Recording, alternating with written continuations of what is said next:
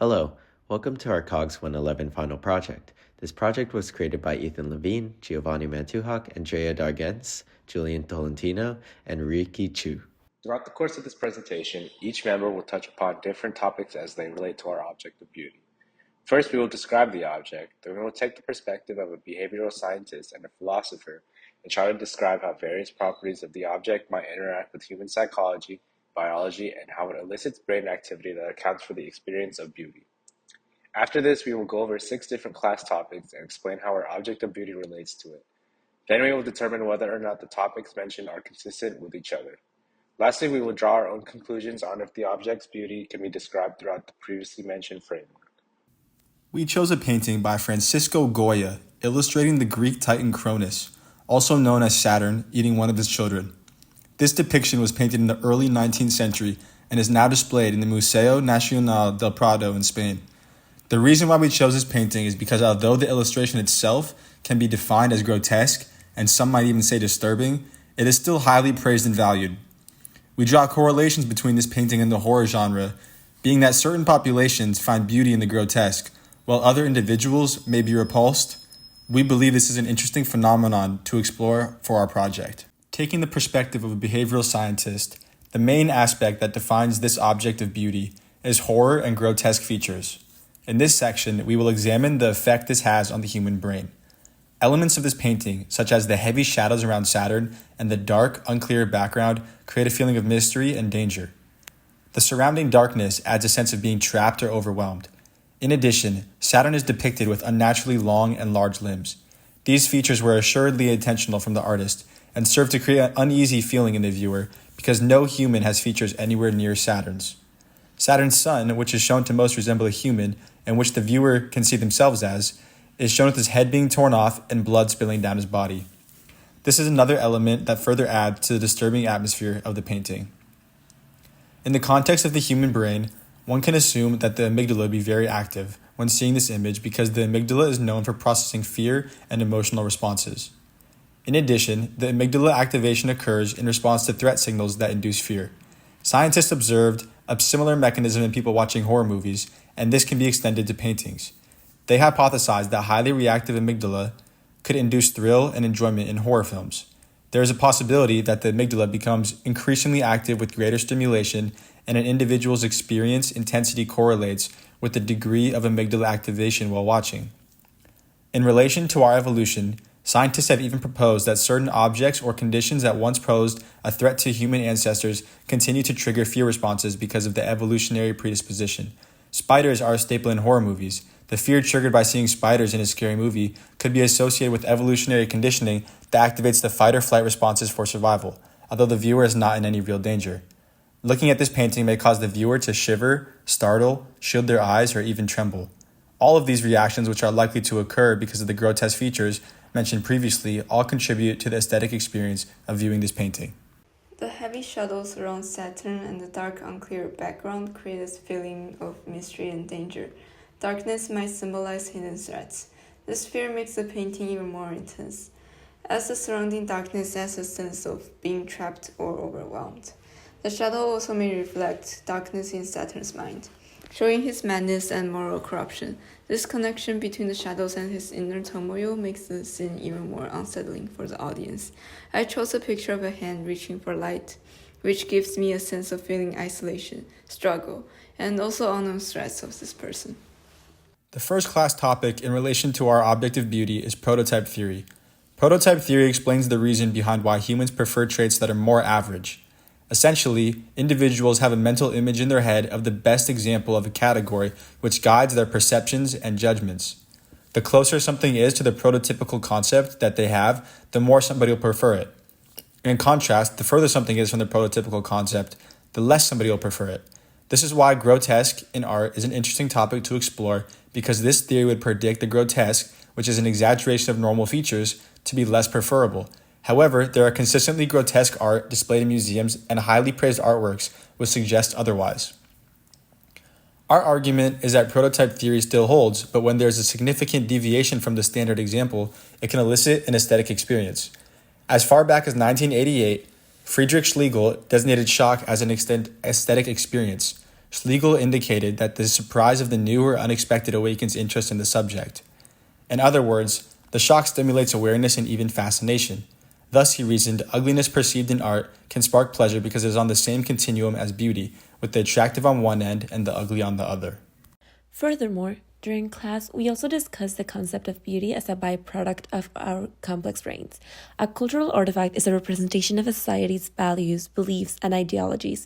This theory proposes art being reflective of this concept, such that art enacts as a cultural artifact by reflecting a society's values and ideologies. Biologically speaking, our brain's ability to perceive and respond to the sensory stimuli we experience is a direct result of the complex neural processing we've evolved as a species. What differentiates humans from other animals is the ability to process complex information, thus shaping our perception of the world around us. In our evolutionary path, we have created art in an effort of self-expression. Hence, we can infer that art is a representation of our brain's response to these stimuli, reflecting our cultural experiences and our perception of the world through our culture. This theory then states that we use art as a form of expression and storytelling. Saturn devouring his son is used as a cultural artifact to display a myth that is representative of Greek ideologies. For our third class topic, we chose to discuss costly signal theory. This theory proposes that animals, including humans, may send honest signals about desirable personal characteristics and access to resources through costly biological displays, altruism, or other behaviors that would be hard to fake. Here, we argue that art itself presents a signal of mental and physical fitness and skill for art, given that paintings require skill and time commitment, which can be seen as a representation of mental and physical fitness, qualities that are preferred in sexual selection. Our fourth class topic revolves around the concept introduced by Dennis Dutton. Dutton posits that the creation of art is revolved around evolutionary biology and preferences for such art was grounded through its own utility. Through Dutton's perspective, the painting, Saturn devouring his son, can provide an evolutionary reason to why we find the piece beautiful. Initially, the painting drives a sense of uneasiness and discomfort. In human nature, hunger is needed to survive, but through an evolutionary process of cultural development, humans have stigmatized against cannibalism. At its core, a group of humans reduce their utility when losing a fellow man, thus being stigmatized from the start. Through our interpretation, Saturn looks towards the user as he consumes his son. It is as if he knows the cultural stigmatization against cannibalism and can't face what he is eating due to such values. By facing us, we acknowledge the dissatisfaction Saturn feels as he commits against a culturally evolutionary ideal. Thus, the user can appeal and appreciate the painting through that aspect. To close it off, we're able to find beauty through such a grotesque painting as it elicits a conflicting act between an individual committing a gruesome act and compared to the individual itself forcing to do the act, but in reality acknowledges itself committing against a stigmatization that has culturally evolved as a human collective. Saturn's violent act of consuming his child reflects an intense, instinctual drive to preserve power, even at the cost of destroying what's most important to him. This action can be linked to the mixed spatial principle, which suggests that individuals or systems often focus intensely on key elements, giving them heightened significance and attention. In Saturn's case, his obsession with maintaining control over time and power becomes an exaggerated form of this instinct, where the focus on self-preservation leads him to destroy what he should value the most, which is his own son. Overall, the mixed spatial principle emphasizes the importance of focusing on critical aspects, but it also warns the danger of overemphasizing one element at the expense of others. Saturn's violent acts serve as a dramatic example of how an obsession of focusing one concern, such as the fear of losing power, can result in self-destruction and the loss of essential connections, much like destructive consequences of over-prioritizing certain elements in a system. The somewhat similar nature of liking and wanting leads us to assume they are the same despite differences within the brain. The sensations are activated by different parts of the brain. Wanting is connected to mesocorticolimbic systems within the brain and is also tied to dopamine. Liking is only tied to hedonic hotspots, and this is why it is possible to evoke positive responses without the feeling of dopamine. In the painting with Saturn, we may appreciate the artistic value and creativity of it, although because of a lack of activation within the systems needed for wanting, we do not desire or necessarily want to reproduce the grotesque nature in our own lives and seek it out more.